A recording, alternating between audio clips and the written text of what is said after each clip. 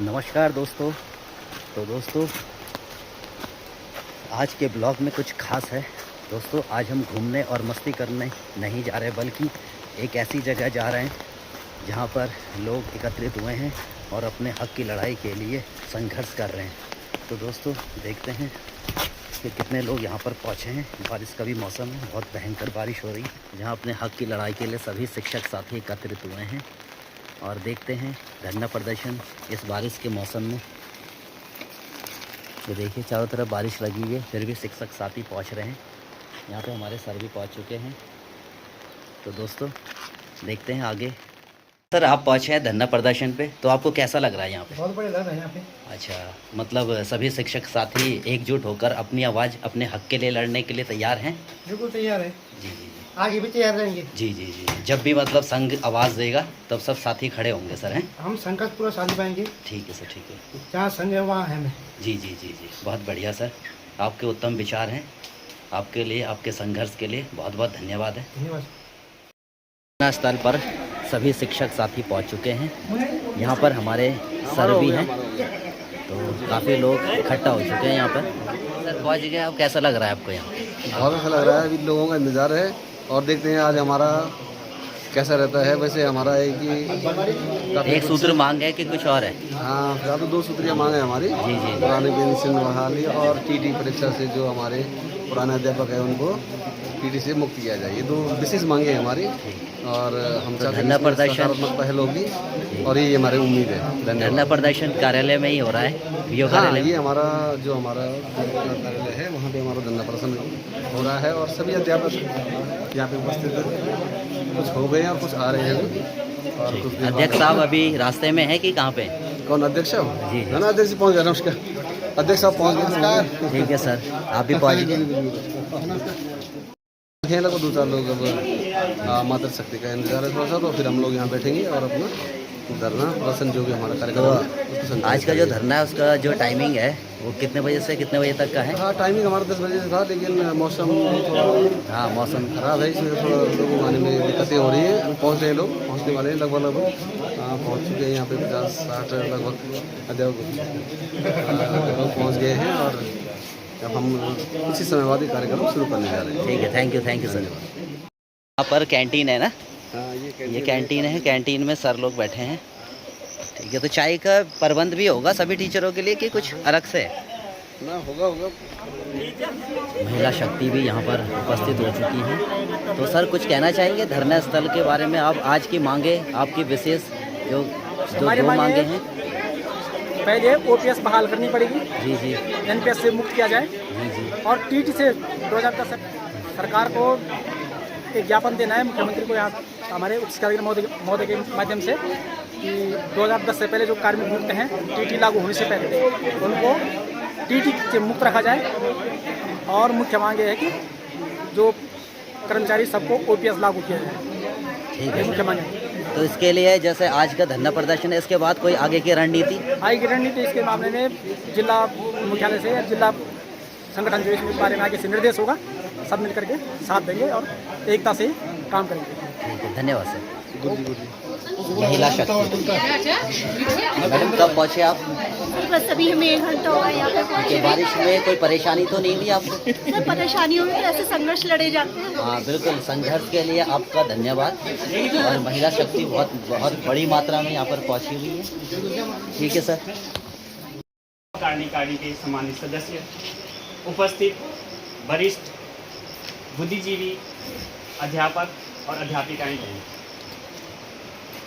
मैं जितेंद्र सिंह नेगी, ब्लॉक मंत्री, आप सभी का यहाँ पे हार्दिक आभार एवं अभिनंदन प्रकट करता हूँ कि आप इस विषम परिस्थिति में भी, क्योंकि मौसम की स्थिति सब लोग विज्ञ हैं, तो इस स्थिति में भी आप लोग यहाँ पे पहुँचे और आप सरकार की इन गलत नीतियों की, जिससे शिक्षक पूरा उत्पीड़न है, उसमें आप लोग सब इकट्ठा होके, एकजुट होके यहाँ पे आए हैं, इसलिए आप धन्यवाद के पात्र हैं। साथियों, इतिहास गवाह है कि जब भी आंदोलन हुए हैं उसका सकारात्मक परिणाम हुआ है। साथियों, आज हमारे सामने विकट समस्या उत्पन्न हो गई है कि जो हमारा साथी अभी रिटायरमेंट के जिसको 5 साल रह गए हैं, उसको भी सरकार द्वारा एक फरमान जारी कर दिया गया है कि आपको टीटी करना अनिवार्य है, अन्यथा आपकी सेवाएं समाप्त कर दी जाएंगी। साथियों, ये कितनी घोर विडंबना है कि जो साथी इतने सालों से कार्यरत है उसकी योग्यता पे सवाल उठाया जा रहा है, प्रश्न चिन्ह खड़ा किया जा रहा है। आज हम सब लोग यहाँ पे इकट्ठा हुए हैं। दूसरी जो हमारी मांग है ओपीएस वाली, ओल्ड पेंशन स्कीम, जो हमारी लगातार कई सालों से चलती आ रही है। ये मांग लगभग 10 वर्ष हो गए हैं इसको, कि सरकार से गुजारिश करते हुए, गुहार करते हुए कि आप ओपीएस को लागू कीजिए, हमें नहीं चाहिए एनपीएस। एनपीएस के परिणाम साथियों आपने देखे ही होंगे कि अभी हमने जिन राज्यों ने लागू की थी उसमें उसको जो हमारे साथी रिटायरमेंट हुए थे तो उसको 1700 या 2000 के लगभग पेंशन मिल रही थी एनपीएस में। और जब कल 1700 में क्या होता है, एक गैस सिलेंडर भी आजकल 1000 रुपये से ऊपर का हो गया। कैसे वो अपना गुजारा करेगा? तो ये बहुत बड़ी विडंबना है हमारे सामने। तो इसी के उपलक्ष्य में हम सब लोग आज यहाँ पे इकट्ठा हुए और आपका पुणे में बहुत बहुत धन्यवाद ज्ञापित करता हूँ कि आप लोग यहाँ पे आए, इस स्थिति में आए और सब लोग साथ में मिलकर इस लड़ाई को आगे बढ़ाएंगे। यही आशा है, यही मनोकामना है। धन्यवाद। आप लोग होश में आओ, होश में आओ, उत्तराखंड सरकार होश में आओ, होश में आओ, होश में आओ, होश में तुमको आना होगा, वरना वापस जाना होगा, होश में तुमको आना होगा, वरना वापस जाना होगा।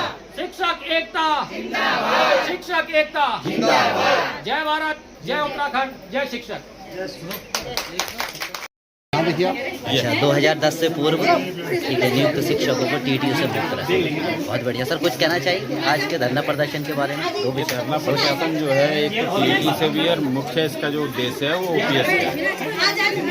ओपीएस शिक्षक की सभी शिक्षकों की मांग है और अगर मंत्री एक दिन विधायक रहने पे कोई पेंशन ले सकता है तो कर्मचारी जो सारा जीवन अपनी सारी जवानी इस पर झोंक देता है, सारा जीवन झोंक देता है। और ऐसा भी नहीं है, ये पद ऐसा है जो राष्ट्र के उत्थान के लिए झोंकता है। किसी बच्चे को एक उसकी नींव को रखने के लिए झोंका जाता है, उसके लिए जो है सरकार द्वारा जो ये यूपीएस और एनपीएस तरह तरह के जो बीच में वो लाए जा रहे हैं, तरह तरह के, इससे अच्छा एक ओपीएस दे देते ताकि उसके परिवार सुरक्षित रहे और वो नई ऊर्जा के साथ पढ़ाएगा भी और इसके परिणाम भी दिखेंगे। ये जो टीटी का जो मुद्दा है सर, इस पर आपकी जो नज़रिया है वो किस हद तक जायज़ है और नाजायज़ है, ये बता सकते हैं? सरकार से ज़बरदस्ती थोप रही है टीचरों पर। आप ये बताइए, अगर कोई ये कहे, जज महोदय कोई कहे कि अब आप जो है जो उनकी योग्यता है उसमें अगर उसको फिर से उनको परीक्षा दिलवाई जाए तो क्या वो उस पर खरे उतरेंगे या उसके लिए मानेंगे? जो कॉलेजियम सिस्टम है, अपने लिए कॉलेजियम सिस्टम और हम लोगों के लिए टीटी, वो भी 20-20, 30-30 साल का अनुभव के साथ। तो बहुत बड़ा अन्याय है सरकार के द्वारा और इस पर निश्चित सोचना चाहिए। विषय पर सोचने विषय है और इस उम्र में हालांकि शिक्षक इससे भी पीछे नहीं हटेगा, कई लोग कर चुके हैं, कई लोग तैयारी में, लेकिन एक अन्यायपूर्ण कदम है जिस पर पुनर्विचार किया जाना बहुत जरूरी है। ठीक है, धन्यवाद सर, बहुत बहुत आपके विचार।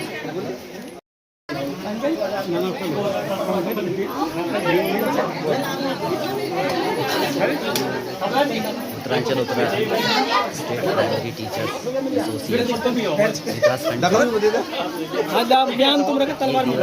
प्रदर्शन।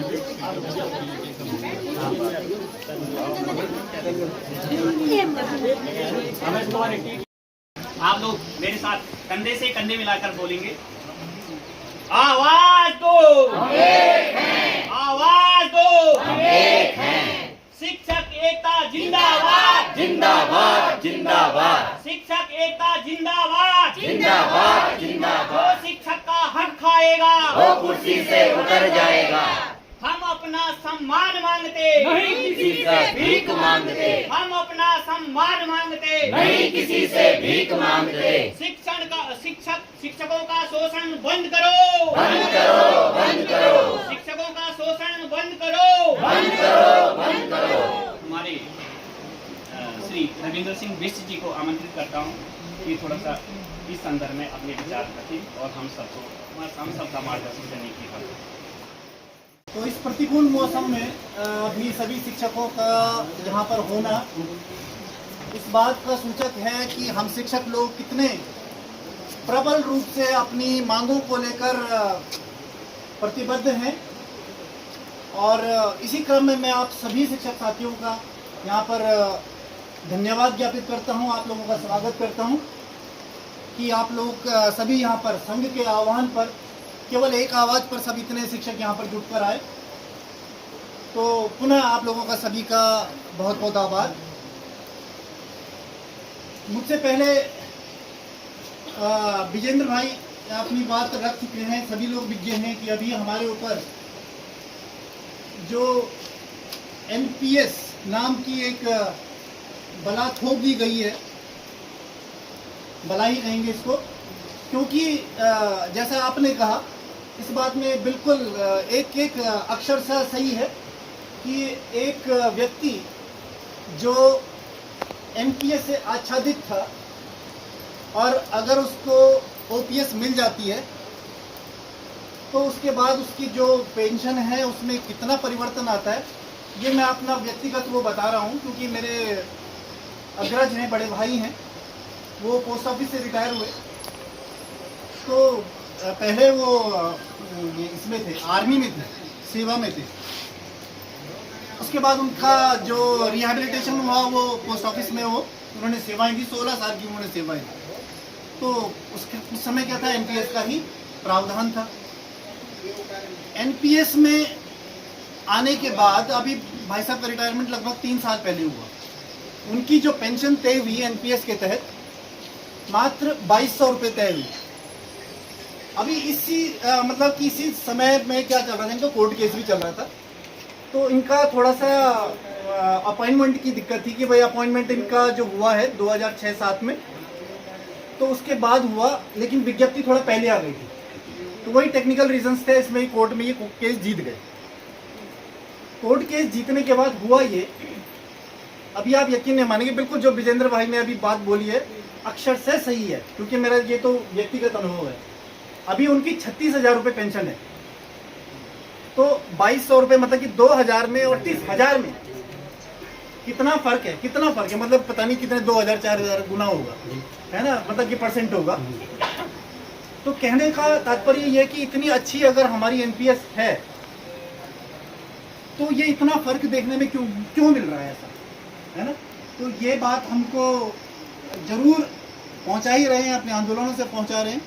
और इसी प्रकार जैसे हमें मिले हैं, अपनी बात हम जोर शोर से अगर शासन के सामने रखें तो जरूर इस चीज़ का संज्ञान लिया जाएगा। एकजुट होकर रहना पड़ेगा। और इसके साथ ये प्रकरण तो है ही हमारा, लेकिन इसके साथ जैसे हमारा ये टीईटी का जो अभी नया प्रावधान आया है हम लोगों के बीच में, तो ये टीईटी का जैसे आपने कहा भी सर की, और सभी विज्ञ भी हैं, 2011 के बाद तो नियुक्ति उसी आधार पर हो रही है। और हमारी जो सेवाओं के प्रतिबंध थे, अर्हताएं थी जो पूर्व में निर्धारित थी, जिनके आधार पर हमारा चयन हुआ है, हम उन सब पर खरे उतरते थे, तभी तो विभाग ने हमको इस सेवा में लिया है। और अचानक से इस प्रकार का मतलब कि एक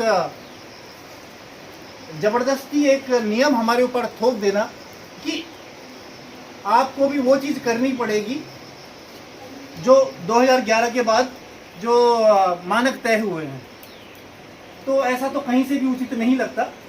और दूसरी बात मैं यहाँ पर बहुत स्पष्ट रूप से कहना चाहूँगा, क्योंकि हमारे बीच जो कई शिक्षक साथी ऐसे भी हैं, बल्कि कर्मचारी भी ऐसे हैं जो कहते हैं कि सरकार का इसमें क्या दोष है।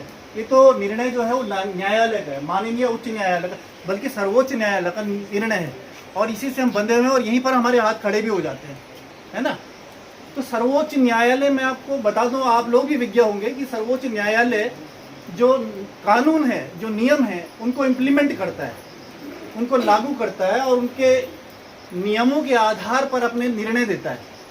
जो नियम और जो कानून बनते हैं वो बनते हैं संसद में, विधानसभाओं में। नियम और कानून जो बनते हैं वो संसद में बनते हैं। संसद में जो नियम बनाया है और उस पर पूरा का पूरा वहीं से निर्धारण होता है कि जो रूलिंग आएगी, जो जज है, जज के पास तो क्या है, वो नियम है, वो कानून है, जिसको पढ़कर, जिसका अध्ययन करके उसने निर्णय दिया है, और जो कानून है वही लागू हुआ है। बहुत साधारण सी बात है। और अगर दबाव डाला जाए, जो हमारे जनप्रतिनिधि जिनको चुनकर हमने ऊपर भेजा है, संसद में भेजा है, विधानसभाओं में भेजा है, उनके ऊपर दबाव बनाया जाए तो विधेयक पारित किए जा सकते हैं, उसमें परिवर्तन लाया जा सकता है।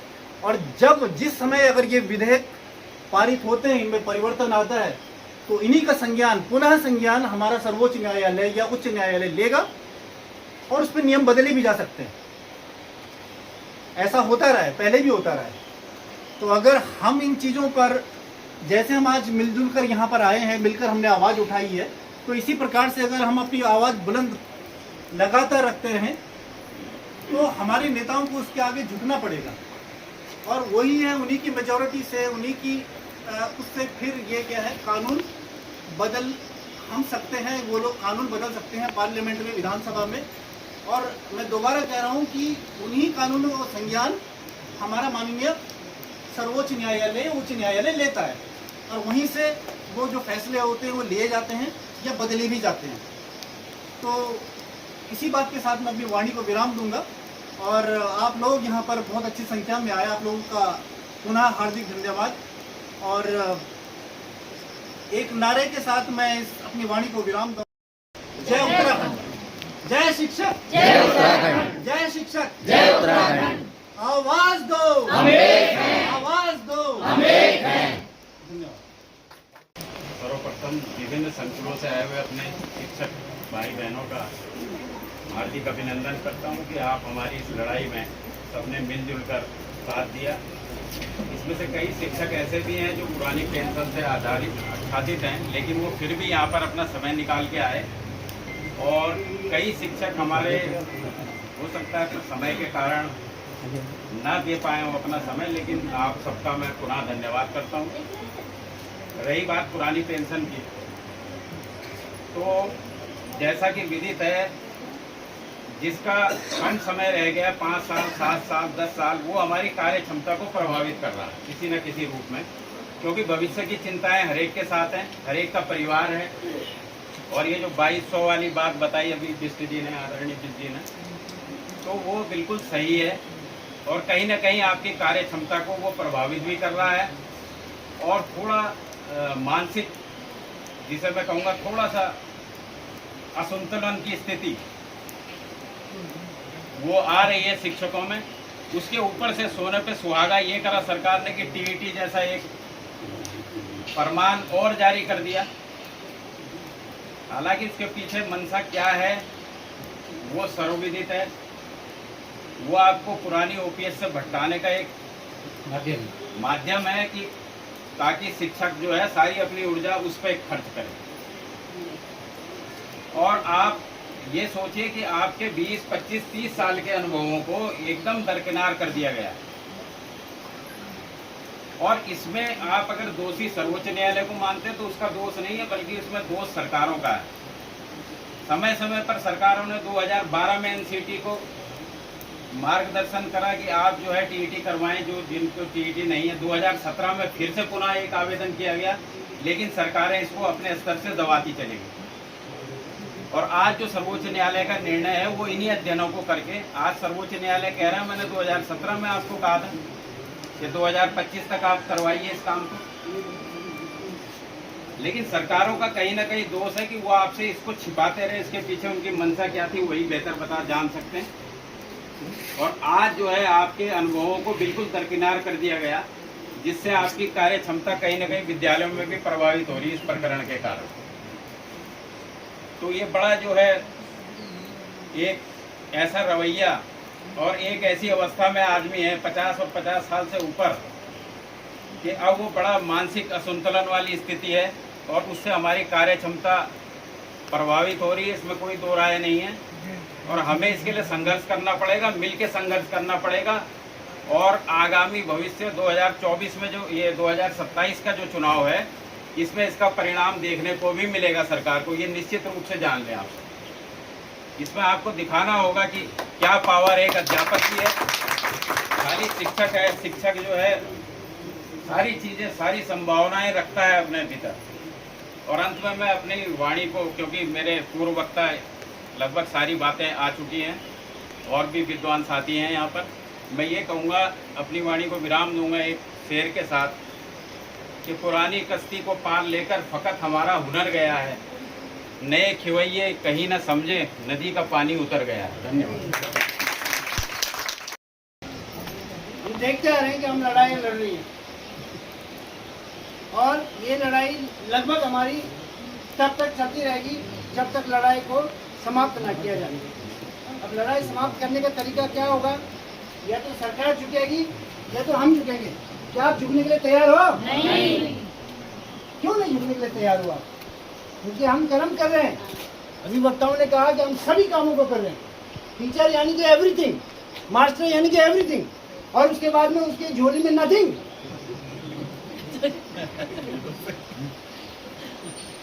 ये अन्याय है। आप कहते हैं कि हमारा देश आज पहुंच गया है वहां पर तीसरा स्थान लेने वाला है पूरे विश्व में। हमारी आर्थिक स्थिति अच्छी हो गई। क्या हम टीचरों को देने के लिए इतना भी नहीं है आपके पास? टीचर आपका मास्टरमाइंड है। आज बड़े बड़े सरों के आप नाम सुनते हैं, साइंटिस्ट से लेकर, किसने बनाए? वो आपने बना रखे हैं। आपने उन टीचरों को, उन वैज्ञानिकों को, उन इंजीनियर को आपने बनाया। और आज स्थिति हमारी ऐसी है कि टीचर होते हुए हम आपके दर पे भीख मांग रहे हैं। क्या हमें भीख मांगना चाहिए? नहीं। वो समय आ गया साथियों कि जब हम मांगेंगे नहीं, अब छीनने का टाइम आ गया है। किसका टाइम आ गया है? छीनने का। मेरे जो पुराने साथी हैं उनको पता है कि जब हमको नौकरी नहीं मिली थी तो हम लोग ने छीना है। आज भी हम गर्व के साथ कहते हैं कि हम शिक्षक करते हैं और हम छीन सकते हैं। लेकिन उसके लिए दोस्तों, साथियों, भाई बहनों, एक ही चीज़ है जो उम्र का तजुर्बा मैं देख रहा हूँ, जब तक हम संगठित नहीं है, वो अंग्रेजी में एक कहावत है, डिवाइड और यूनाइट। तो हम लोग को यूनाइट होना बहुत जरूरी है। हमारे देश में मिलने वाली सफलता किन चीज़ों में मिलने वाली है? जो हमारे हक हैं। सफलता कब मिलेगी? जब हम अपना हक को जानेंगे। आज प्रत्येक कर्मचारी, प्रत्येक विभाग में ये सब कुछ झेल रहे हैं। आसान शब्दों में मैं कह रहा हूँ, पूरा विभाग झेल रहा है। चाहे वो आपका पोस्ट ऑफिस है, चाहे आप ब्लॉक ले लीजिए, कहीं भी ले लीजिए। पेंशन नहीं चाहिए क्या किसी को? सबको पेंशन चाहिए। और कैसी पेंशन चाहिए? वही 1800 वाली। आपको मंजूर है 1800 वाली? आपको पता है कि जब हम आज 60-70 हज़ार में काम नहीं चला रहे तो 2000 में क्या चलना है हमारा? और बच्चे तो वही रहेंगे, मांगे हमारे और ज़्यादा बढ़ जाएंगे। इसलिए मैं आप लोगों से निवेदन करता हूँ, वक्ताएं बहुत ज़्यादा है, वो लोग कहते आ रहे हैं, मैं भी अपने शब्दों को यहीं पे विराम दूंगा कि एक साथ एकजुट रहिए और जब कभी भी बुलावा आए तो तुरंत अपनी हाजिरी, तुरंत अपनी जो योगदान है वो देना जरूरी है। और जब आप साथ रहेंगे, मैं विश्वास दिलाता हूँ कि हम लोग अवश्य कामयाबी पाएंगे। धन्यवाद। एक ही नारा, पुरानी पेंशन हक हमारा। फिर से बोलिए, एक ही नारा, पुरानी पेंशन हक हमारा। जोर से। केवल बोल देने से काफी है? क्या यहाँ पे चिल्ला देना ही काफी है? नहीं, करना पड़ेगा और उसके लिए लड़ना पड़ेगा। और लड़ने के लिए अगर जान भी देनी पड़ेगी तो विजय सिंह साहू जैसे आदमी बहुत तैयार है। आइए, आगे आइए, हम फ्रंट में हैं। डोंट घबराइए, प्लीज कम इन।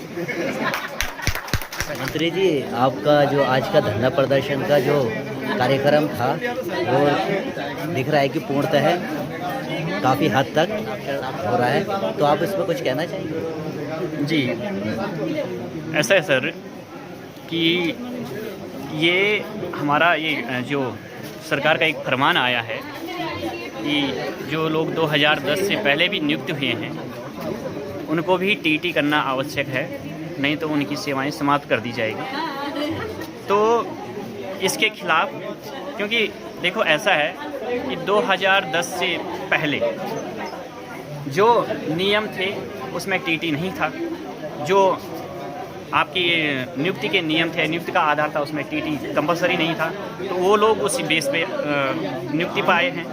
और 2011 के बाद जब से सरकार द्वारा ये लागू किया गया है कि टीटी प्राथमिक शिक्षा में टीटी अनिवार्य है, तो जो सब लोग हैं वो टीटी क्वालिफाइड हैं। तो ये देखो, इसके ये ठीक नहीं है, क्योंकि जो हमारे साथी लगभग जिनकी उम्र 50 या 55 साल हो गई है और वो सेवानिवृत्ति के समकक्ष हैं, तो अब उनकी योग्यता पे सवाल किया जा रहा है। भाई ठीक है, जो नियम लागू हुआ है उसको करिए ना। कल तो कह देंगे कि हमारे लिए भी कह देंगे कि टीटी भी एलिजिबल नहीं है, कुछ दूसरा करिए। अब हम पहले का जो जब नियुक्ति हुई है, जिस बेस पे हुई है, उसी के आधार पे तो नियुक्ति मिली है उनको, तो उसके खिलाफ हमारा ये है कि सरकार इसको वापस ले, इसलिए जो आपने आदेश निकाला है इसको वापस ले।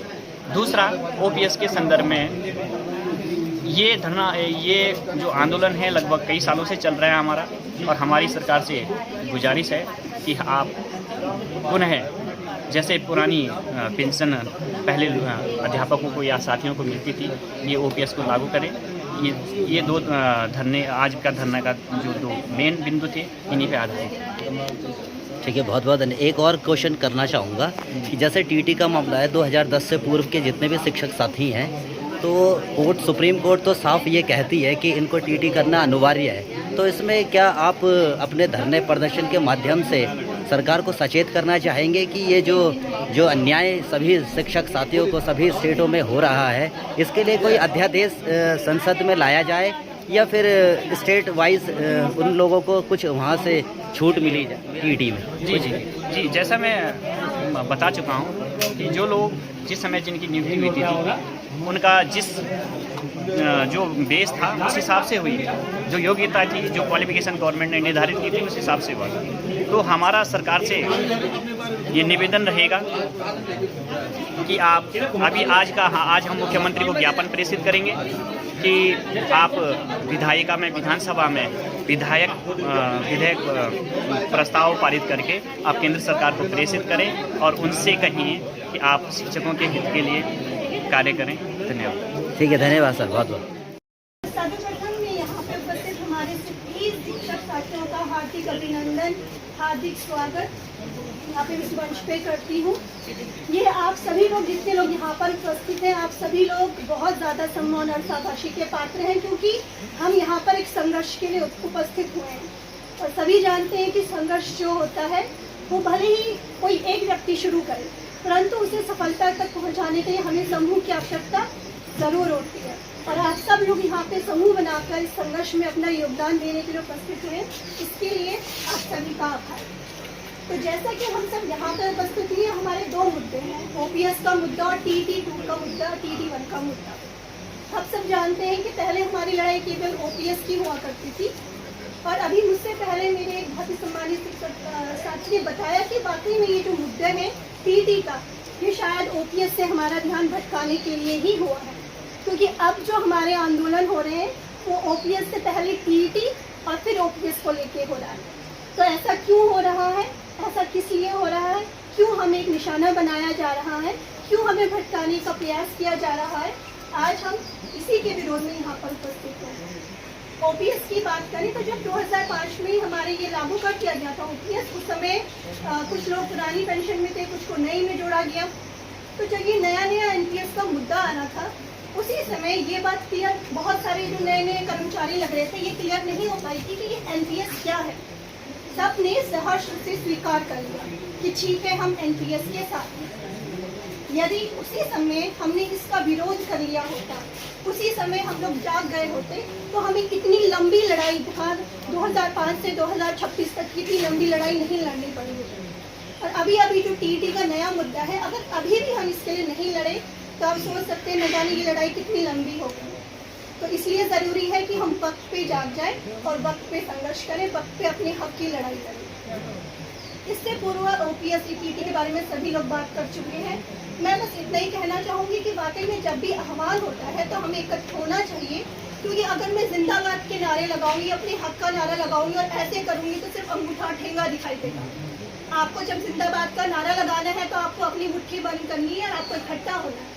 तो इसलिए कृपया जब भी आपको एनपीएस के लिए या किसी से अपने किसी भी विभाग से संबंधित किसी भी मुद्दे के लिए यहाँ पे बुलाया जाता, आप आए, आज आप आए, इसका धन्यवाद। और हम सब मिलकर इस संघर्ष की लड़ाई को आगे बढ़ाएंगे और यकीनन हम इस पर जरूर जीतेंगे। धन्यवाद। हमारी बड़ी दीदी रेखा गोसाई जी से आप आएँ और अपने ओजस्वी वचनों से हमें किताब करने की कृपा करें। का यहाँ पे मेरे सभी शिक्षक साथियों का तहे दिल से हार्दिक अभिनंदन और स्वागत है। यहाँ पे आज हम मौसम के मतलब इस विपरीत मौसम के बाद भी हम लोग यहाँ पे एकजुट हो रखे हैं। ये आप सभी लोगों का इसके लिए बहुत बहुत आभार कि आप लोग संघ के एक ही आह्वान पर यहाँ पे एकत्रित हो रखे हैं और हम यहाँ पे अपना ओपीएस और टीटी 2010 से पूर्व टीटी के बाद के मुद्दे पर हम यहाँ पे इकट्ठा हो रखे हैं। आज सारे हमारे 15 ब्लॉकों में एक दिवसीय धरना है ब्लॉक मुख्यालय पे और हम इसमें जितना हम एकजुट होंगे उतना हम लड़ाई को जल्दी लड़ेंगे और उसमें कामयाब भी होंगे कि हमें क्या है कि ओपीएस भी लेना है और टीटी से मुक्त भी होना है, क्योंकि 2010 से पूर्व जितने भी शिक्षक साथी लगे हैं उस समय तो टीटी का कोई मुद्दा नहीं था। जो हमारी क्वालिफिकेशन थी हमने वो क्वालिफिकेशन पूरी की और हम लोग मतलब शिक्षा विभाग में नियुक्त हुए। ये 2010 के बाद आया और अब ये लोग अब हमारे पे ये थोपा जा रहा है कि हम 20 मतलब 2010 से पूर्व के भी टीटी करे पास करें। अब देखो जो आज का बच्चा है और जो 20 साल की अमूल्य छाइयाँ दे रहे हैं हम लोग, जब हमने और कुछ करना था मेहनत करनी थी और जब हम 60 साल बाद रिटायर हो जाएंगे तो हमें केवल 22 रुपये पेंशन मिलेगी। तो इसमें हमारा नहीं वो होगा ना, गुजारा भी नहीं होगा, परिवार भी नहीं चला सकेंगे। तो हमें क्या करना है कि हमें एकजुट होना है और एकजुट होकर संघर्ष करना है। चाहे हमें तन मन धन सब चीज से हमें क्या करना पड़ेगा, अपना संघर्ष करना पड़ेगा यहाँ पे और संघ के साथ कंधे से कंधा मिलाएंगे कि आज हमने अपने शिक्षक संघ के नेतृत्व में कई लड़ाइयाँ लड़ी हैं और हम लोगों ने वो मतलब वहाँ पे हमने कामयाबी हासिल की है।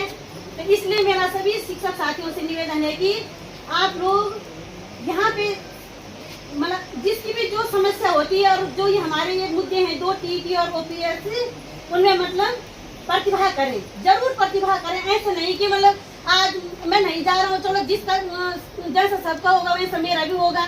कई लोगों का कथन ये है ना कि जैसा सबको होगा वैसे मेरा भी होगा, लेकिन जब तक तुम साथ नहीं दोगे तो तब कैसे हम आगे लड़ाई लड़ेंगे।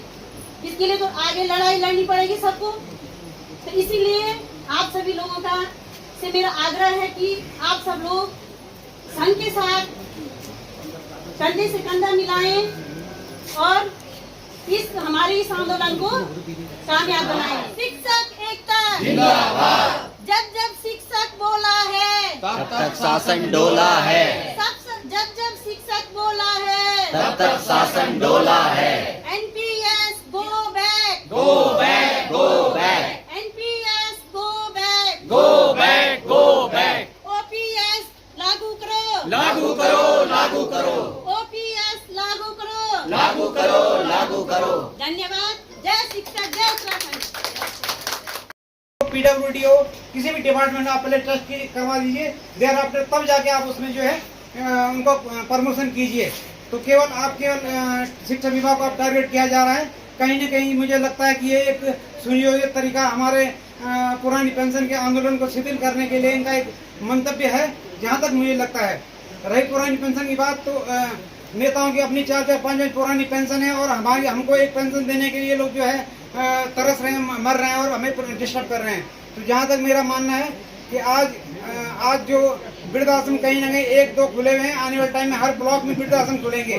जैसे आज हमारे ब्लॉक कार्यालय खुले हुए हैं और आज की कंडीशन ये हमें लोग अपने माँ बाप को नहीं देख पा रहे हैं, जबकि सब पेंशन मिल रही है, सब कुछ हो रहा है। तो जब किसी को पेंशन नहीं मिलेगी तो उस कंडीशन में क्या होगा, हम सबको जो है वृद्धाश्रम में जाना पड़ेगा, क्योंकि हमें जो इंटरेस्ट का थोड़ा बहुत अमाउंट मिलेगा, उस अमाउंट में क्या होगा कि हमारे अभी तब तक बच्चों में प्यार प्रेम रहेगा, उनका पेमेंट देंगे, वो नोएडा कहीं भी जो है फ्लैट लगेंगे और उसके बाद होगा क्या कि हम लोग खाली हो जाएंगे। अब हमें 1200, 1500, 1800 मिलेगी, उसमें होगा क्या तो मुश्किल हम लोगों के लिए होने वाली है कि हम लोग नौकरी के दौरान भी डिस्टर्ब हैं और नौकरी के बाद हम लोग जो है इकोनॉमिकली बहुत वीक रहेंगे। तो आज मैं घर अपने गांव में रहता हूं। गांव में क्या है, मैंने आम का पेड़ बगीचा लगा रखा है। क्यों कि सरकार पेंशन नहीं देगी तो मेरा बगीचा तो कहीं ना कहीं मेरा मानना यह है कि हम लोगों को आज दुर्भाग्य है कि हमारे जितने नए शिक्षक साथी हैं वो शिक्षक साथी हमारे आंदोलन में साथ नहीं दे रहे हैं। जो पुराने लोग अधिकतर वो लोग हमारे लिए लड़ाई लड़ रहे हैं। तो एक हमें सोचना चाहिए, हमें चिंतन भी सही है कि देखो ये समस्या सभी के लिए है और आज हम अगर गौर नहीं करेंगे तो सबके लिए मुश्किल होने वाली है। तो मेरा सबसे निवेदन है कि जब भी कोई आह्वान होता है चाहे किसी भी ग्रुप का होता है तो हम लोग जो है आए और शामिल हों, अपना विरोध दर्ज किए। तो मेरा यही जो है आप लोगों से निवेदन है कि जब भी चाहे ब्लॉक में हो, डिस्ट्रिक्ट में हो या हमारे स्टेट लेवल की कोई मीटिंग होती है तो हम लोग सब जाएं और सहयोग करें। तो बहुत धन्यवाद आप सभी का। और साथ में इस बात के धन्यवाद इस प्रतिकूल मौसम में हम सभी लोग आप लोग जो है बड़े ही दुर्गम रास्तों से इस बारिश के मौसम में आप यहाँ पर जो है अपने अधिकार के लिए, अपने हक के लिए, अपनी समस्याओं के लिए आप यहाँ पर उपस्थित हुए हैं। साथियों, मुझसे पूर्व हमारे साथियों ने, हमारे शिक्षक बहनों ने अपनी बातें रखी कि आज यहाँ पर जो है एक ये टीटी परिषद से मुक्ति एवं पुरानी पेंशन बहाली के लिए हम लोग अपने अधिकार के लिए यहाँ पर हम उपस्थित हुए हैं। फिर हम तो खैर उससे थोड़ा सा मतलब मैंने पहले के होंगे। तो उसके बाद जब शुरू हुआ तब से ये बात सामने आ रही है कि भाई ये NPS नई पेंशन स्कीम धीरे धीरे धीरे जो है इस पर जब बातें मालूम हुई कि भाई जो लोग जो है अपने वरिष्ठता को पूरा करके जब वो लोग सेवा से निवृत्त होने लगे तो मालूम पड़ा उनको जो है पेंशन कितनी मिल रही है। किसी को 22 ब्याह करना, किसी के लिए उनको जो है मतलब अपना मकान लगाना, उनकी व्यवस्था करनी, वो कहाँ से करेगा। अभी जो है सर ने बोला कि जो है आज हम लोग हो चाहे आप लोग हो, अगर हमारे माँ बाप को थोड़ा बहुत अगर पेंशन मिलती भी है तो हम लोग उनके आगे बोलते कि भाई चलो हमारे पिताजी है उनको कुछ मिल रहा है।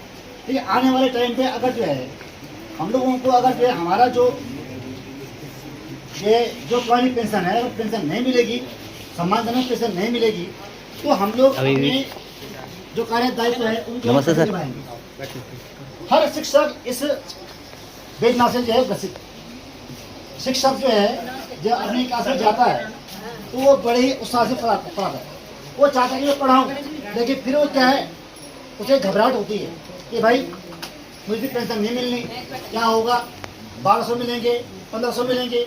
जो लोग सेवानिवृत्त होने वाले हैं OPS ले रहे हैं, उनको TT से भी कोई मतलब नहीं है, OPS से भी कोई मतलब नहीं, क्योंकि वो OPS के हैं, उनको TT करने की जरूरत नहीं है।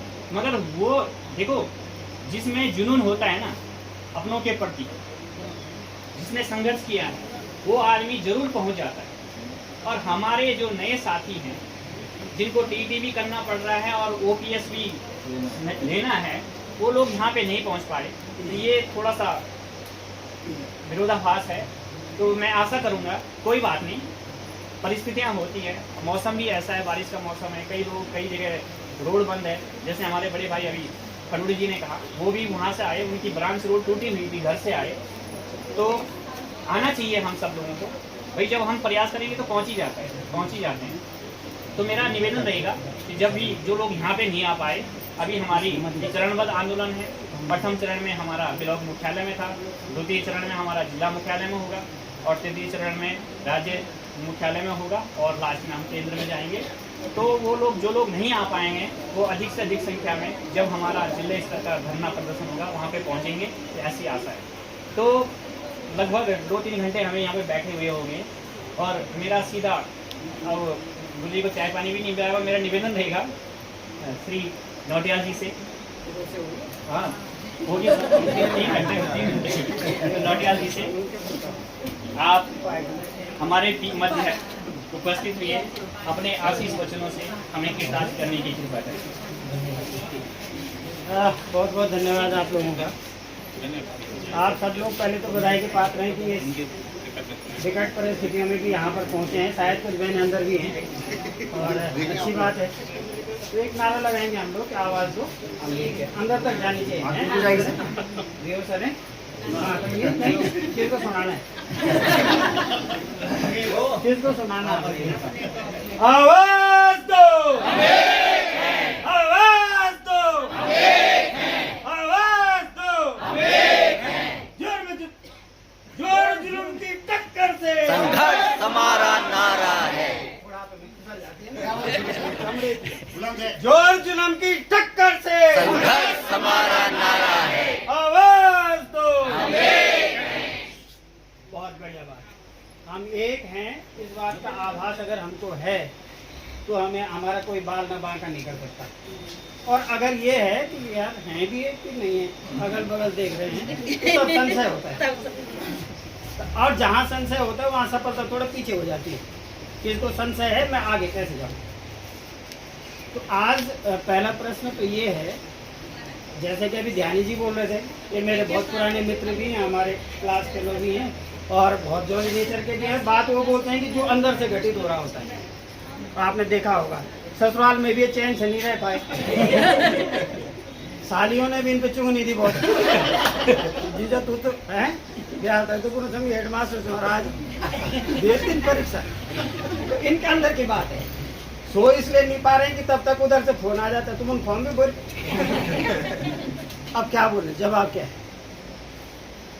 पहली बात तो ये है कि हम हैं कौन, इस बात का आभास तो हो जाए हमें, क्या हम हैं कौन। तो शायद हम लोग ये मान रहे हैं कि हम लोग शिक्षक है ना, यही मान रहे हैं। किसने कहा? अगर हम अपने आप को शिक्षक मान रहे हैं तो ये किसी ने माना होगा ना कि भाई ये इस योग्य है और इसकी नियुक्ति करनी है और ये वहाँ जाकर एज ए शिक्षक या शिक्षिका वहाँ जाएगा और बच्चों को पढ़ाएगा। इसके पीछे की देखिए आप गहरी जो चाल है, सरकार क्या चाहती है। देखिए, आप लोगों को भ्रमित कर देना। अगर हम किसी व्यक्ति के मन में संशय पैदा कर दें अभी तो शिक्षक है भी कि नहीं है, तो क्या वो पूरे मनोयोग के साथ अपना शिक्षण का कार्य कर पाएगा? तो ये जो टीईटी का जो पुलिंदा बीच में आया, ये कुछ अल्लाह ने छोड़ दिया, वो क्या है, एक संशय पैदा किया। तुमको फिर भटकाने की कोशिश की गई, हम सबको भटकाने की कोशिश की गई। कोई बीएड वाला है, कोई बीटीसी वाला है, कोई विशिष्ट बीटीसी वाला है, कोई मृतक आश्रित है, कोई हमारा शिक्षा मित्र रहा होगा, किस तरीके से रहे होंगे, लेकिन है तो सब शिक्षक ना। लेकिन ये बीच बीच में पूछे ले क्या टीईटी पास करो, तो जब बीटीसी पास किया था तो उसी समय करा देते। तुम्हारे ये जो सेवारत प्रशिक्षण होते हैं वो क्या है, फिर तो उनका औचित्य है क्या? भाई हमको ये कहा जाता है कि सेवारत प्रशिक्षण आपके चल रहे हैं, आपके अंदर एक निखार आएगा, आपको क्या किया जा रहा है, रिफ्रेश किया जा रहा है, आपके ये रिफ्रेशर कोर्सेज है। तो इतने वर्षों के 30-30 साल 35-35 साल के जो रिफ्रेशर कोर्सेज है वो सब बेकार हो गए। और एक अयोग्य व्यक्ति को तुमने यहाँ कर दिया, वो टीईटी पास कर देगा, चंद प्रश्नों के उत्तर लिख देगा, तब वो पूर्ण हो जाएगा अपने आप में। अगर यही पैरामीटर था एक शिक्षक होने के लिए, अगर यही पैरामीटर था तो सबसे पहले वो बात रखी जानी चाहिए थी। तो ये बाद में बीच से क्यों आ रही है? तो ये सब इसलिए हो रहा है, जहां तक मेरी अपनी समझ बनी, कि ये हमारे मन में एक दुविधा पैदा करने वाली बात है। क्या आप शिक्षक हैं भी कि नहीं है? आपने देखा आप आदमी कितना द्वंद्व में है, अंदर से जब उसको संकोच रहता है तो कहीं पे सीधा खड़ा नहीं हो पाता है, वो सोचता है यार कहीं ये तो नहीं पूछेगा, तो प्रश्नों को भटका देता है इधर से उधर, कहीं ये तो नहीं पूछेगा। तो ये क्या है, दुविधा पैदा कर दी, और दुविधा पैदा कर दी तो निश्चित रूप से हम मनोयोग के साथ जिस कार्य के लिए हैं उस कार्य को नहीं कर पाएंगे। और कार्य में और कार्य तो थे ही हमारे पास, कोई बीएलओ था, कोई भुज्जी और दाल की व्यवस्था कर रहा है, कोई वहाँ, अब हम तो सब कुछ है ना उस स्कूल में। हम उनके अभिभावक भी हैं तो वहाँ चपड़ासी भी हैं, तो वहाँ बाबू भी हैं, तो वहाँ मास्टर भी हैं, तो क्या नहीं है, वहाँ चौकीदार भी हैं। लेकिन जो रहे सही कसर थी, जो इतनी बात जरूर थी कि हमको एक गलतफहमी थी, समझ लो कि हम शिक्षक हैं। गलतफहमी क्यों बोल रहा हूँ मैं, सरकार ने पैदा कर दी। और इस बात के लिए हमको यहाँ धरना प्रदर्शन देना पड़ रहा है। ओपीएस की हम बात करें, जो अंदर बैठे हैं जिनको हमने सुनानी, वो भी उनके पास भी नहीं है, वो भी ओपीएस वाले नहीं है, वो भी लड़ रहे हैं इसी से। तो आखिर क्या है कि हम एकजुट नहीं है, सब लोग एक साथ अगर कार्य बहिष्कार कर दें तो सरकार के तो चूल्हे 2 दिन में हिल जाएंगे। लेकिन बांटा हुआ है, बाबू लोग हैं अंदर हैं, हमारे बीओ सर हैं वो अंदर हैं, डीओ होंगे वो अंदर हैं, सब अलग अलग हैं, बटे हुए। और सब अगर एक साथ, जब एक ही समस्या हम सबकी है, सबको एक ही रोग है, तो टीका तो खूब लगाया तुमने कोरोना के, और आज हार्ट अटैक से मर रहे हैं, उनमें से एक मैं 2 बाल मेरे भी चढ़े जबरदस्ती। 7 साल को संसद के चुनाव में अगर चुनाव ड्यूटी जाना है तो बूस्टर टीका लगाना ही पड़ेगा, और हमने लगाया, मजबूरी थी, नहीं लगाना चाह रहे थे, और उसके बाद क्या झेला, हार्ट अटैक। किसकी नीतियां हैं भाई, सोचें जरा। कुल मिला के लास्ट में बात ये आती है, एक तरफ कार्मिक होता है और एक तरफ सरकार होती है। तो कार्मिक कोई भी हो सकता है, तो उसके मन में दुविधा पैदा कर दो, उनको आपस में उसी में उलझा दो, और उनकी जो मूलभूत समस्याएं होंगी उनकी तरफ से ध्यान भटकाने के लिए है सब कुछ। आप लोग कितने सालों से अपने एक स्थान पर डटे होंगे, स्थानांतरण चाह रहे होंगे, आपने अनुरोध के भरे होंगे, आपने अनिवार्य वाले भरे होंगे, क्या उस पर कोई कार्रवाई हो रही है? और उधर हमारा ध्यान जा भी नहीं रहा, क्यों कि पहले तो नौकरी तो रहे, तब धोकर स्थानांतरण। तो ये भटकाने के लिए ये बात सब चल रही है, और ये केवल इस स्तर पे तो नहीं है ना। आप देख रहे हैं कि ये क्या कहते हैं हर बात में, ये सरकार क्या कहती है कि कोर्ट में मामला विचाराधीन है। अब कोर्ट में तुम्हारा आदमी तो कहता है, इस बात की भी जानकारी होनी चाहिए कि ये कोर्ट जो लोग जा रहे हैं बीच बीच में बाधा पैदा करने के लिए, उनका उद्देश्य हल करना नहीं है, उनका उद्देश्य बाधा पैदा करना है, और वो सरकार की तरफ से जाते हैं। सरकार को अगर यहाँ से हाई कोर्ट से मिल जाता तो सुप्रीम कोर्ट चली जाती है, उसकी मंशा अगर ठीक हो तो सुप्रीम कोर्ट जाने की क्या जरूरत है। और एक चीज और भी देख रहा हूं मैं, इस संगठन हमारा धीरे धीरे कमजोर होता जा रहा है। पहले होता था कि प्राथमिक शिक्षक संघ जहां चला जाता था वहां समस्या हल होनी ही होनी थी, लेकिन आज हम बढ़ गए, प्राथमिक के अलग हो गए, जूनियर का अलग बन गया। अरे हमारी सेवा शर्तें तो वहां से स्टार्ट हुई थी ना, जहाँ हमारी नियुक्तियां हुई थी, वहां से हम प्राइमरी और जूनियर अलग है ही कहाँ। हमारा BS एक है, हमारा BO एक है, हमारा सब कुछ एक ही है, DDO हमारा एक है। तो हमारे 2 संगठन कैसे बने ये? तो पहले डिवाइड एंड रूल वाली बात पहले अलग कर दिया गया। कुछ लोगों को नेता बनने का शौक रहा होगा, इसीलिए तो बने होंगे ये अलग अलग संगठन, नहीं तो क्या जरूरत थी, एक संगठित रहते। इसीलिए संगठन को खराब करने के लिए पहले इस तरीके से अलग अलग संगठन बना दिए गए, फिर अलग अलग समस्याएं लाई गई, और इन समस्याओं में भी आपके अंदर एक दुविधा पैदा कर दी गई कि आप एक शिक्षक हैं भी या नहीं है। अरे शिक्षक बड़े गर्व से जाता था, जहाँ पे भी जाता था बड़े गर्व से जाता था, हर कोई इसको नमस्कार करता था। आज शिक्षक नहीं बोलते, गुरुजी नहीं बोलते, लोग मास्टर जी बोलते, मास्टर नहीं बोलते। ये शब्द कहाँ से बदल गए, ये हमारी परिभाषाएं कहाँ से बदल गई, ये हमारी कार्यशैलियां अलग अलग क्यों हो गई? हो सकता है कि कुछ हमारी भी कमियां रही हों, लेकिन इससे पहले जो सार्वजनिक मंचों पर जो नेता लोग भाषण करते हैं, ये तो तुम्हारे नौकर हैं, ऐसा बोलते हैं। DM को बोल देते हैं, SDM को बोल देते हैं, और को बोल देते हैं तुम्हारे नौकर हैं। और अरे तुम तो अनपढ़ आदमी, 5 पास 8 पास हाई स्कूल इंटर करने के बाद अगर तुम नेता बन भी गए तो कम से कम इन भ्रामक भाषणों को तो मत दो। वहाँ सबका अपने अपने जगह महत्व है, चाहे हमारे 4th क्लास का भाई हो, चाहे हमारा लिपिक भाई हो, चाहे हमारे उच्च अधिकारी हो, सबका अपना अपना कार्य है। एक दूसरे के बगैर कोई चल ही नहीं सकता आगे। अगर सुबह हमारे यहाँ पे चौकीदार ताला न खोले तो क्या हम अंदर जा पाएंगे? हमारा स्वीपर भाई यहाँ पे झाड़ू न लगाए तो हम आराम से बैठ पाएंगे? हमारा अधिकारी यहाँ पे न हो तो क्या नियंत्रण हो पाएगा? तो इन सबको अलग अलग भटकाने के बाद ये पुछल्ले छोड़ दिए गए हैं, और उसकी वजह से आज हम लोग दिग्भ्रमित हो रहे हैं। हमारा लक्ष्य निश्चित है ही नहीं, हम साधन कर ही नहीं पा रहे हैं। अपने लक्ष्य को भेदेंगे तो तभी तो, जब हम अपने लक्ष्य पर एक तरफ, तो हमारे पास गोल कहाँ है, कहाँ तीर चलाना है? बहुत सारे गोल बना दिए, कोई TET पास करेगा, कोई विभागीय कार्य करेगा, कोई कैसे करेगा। अब हमारा जो मूल कार्य है उससे हम भटक गए, इसीलिए हम गुरुजी से क्या हो गए, मास्टर हो गए। तो संगठन को जब बार बार बात आती है, हमारे कभी शिक्षा मंत्री बोल देते, कभी मुख्यमंत्री बोल देते हैं, क्या बोलते हैं कि इनसे और कार्य नहीं करवाया जाएगा, लेकिन करवाए वही जाते। तो इसके लिए कौन जवाब मांगेगा? आपने उस दिन तो बोला था, हमारे क्षेत्रीय विधायक को चाहिए, हमारे जो वहाँ प्रतिनिधि हैं उनको बोलना चाहिए कि आपने तो उस दिन ये बोला था, आज क्यों करवाने आप इनसे? इतनी छुट्टियों में भी आपने देखा होगा, आप लोगों ने BLO का कार्य किया, SIR चल रहा था, आप लोगों ने किया, करना था, ड्यूटी का पार्ट बना दिया उसको, लेकिन विरोध नहीं कर पाए हम। क्यों? कि हम एक नहीं थे। अगर एक होते, एक जान होती, एक आवाज होती, एक मुट्ठी में चलने वाले लोग होते तो किसकी हिम्मत थी? लेकिन नहीं, उन्होंने 4 ने बोला, तू तो कर ले, हाँ हाँ मेरे क्या जानू, चलो मैं करते, मेरे गवर्नर जी किसी ने कुछ बहाने बनाया, कर दिया हमने। जब भी हमारे पास विरोध करने के लिए एकता नहीं होती है तो हम सफल नहीं हो पाते हैं। तो आज आवश्यकता है कि हम सब लोग एकजुट होकर के संगठन के आह्वान पर जहाँ भी संगठन बुलाए, उसके बाद हमारे कोई मतभेद नहीं रह जाते। उसके बाद हमारा अपना संगठन सर्वोपरि होता है कि अगर हम प्राथमिक शिक्षक संगठन के सदस्य हैं, इसके पदाधिकारी हैं, इसकी चिंता करने वाले लोग हैं, इस परिवार के सदस्य अपने आप को मानते हैं, तो संगठन को मजबूत करने के लिए जहां भी आपको आह्वान किया जाए आपको जाना चाहिए। आपको मैं इसलिए बोल रहा हूं कि मैं तो अक्टूबर में जा रहा हूं और 31 अक्टूबर को आप सब लोग BRC में सादर आमंत्रित हैं। सूचना दे रहा हूँ, BRC वाले परमिशन देंगे कि नहीं, DO साहब परमिशन देंगे कि नहीं, बात की बात है। पर फिलहाल मेरी तरफ से ये जानने उनकी नौनी जो तो सुना देना पहले बैठे नाम बैठ जा रहे है ना। तो हम इस बात पे आते हैं, क्यों आज शिक्षक अगर आंदोलित होगा तो वहाँ का पूरा क्षेत्र आंदोलित होगा भाई। ब्याज वर्ग जैसा वर्त नहीं हुए छुट्टी, और आज अगर हम बोलते हैं कि साहब छुट्टी क्या है बल वर्ग है, और लोग हंसते हमको ये वर्ग है कि घाम लगी उधर वर्ग है छुट्टी।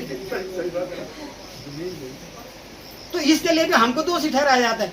अरे भाई आपदा प्रबंधन का है, वहाँ आपदा से रोकने के लिए ये कुछ व्यवस्था कर दी गई होगी तो ऊपर से आदेश है, हम तो उसका पालन कर रहे हैं। लेकिन उसमें भी फिर क्या होता है, उपहास के पात्र कौन बनते हैं, हम लोग बनते हैं। कई लोग परीक्षा वो करते हैं, पूछते हैं कि साहब हम उनकी जाने स्कूल की बच्चों की छुट्टी दी, क्या कारण है? हम संगठित हैं ही नहीं। अपने अपनी तरफ से पूछना शुरू करते, जब विद्यालय बंद तो बंद, तब उसमें ये क्या पूछना है, क्या अध्यापकों ने जाने क्या जाने लोग है दुई ले होंगे तो ताश ही लिखे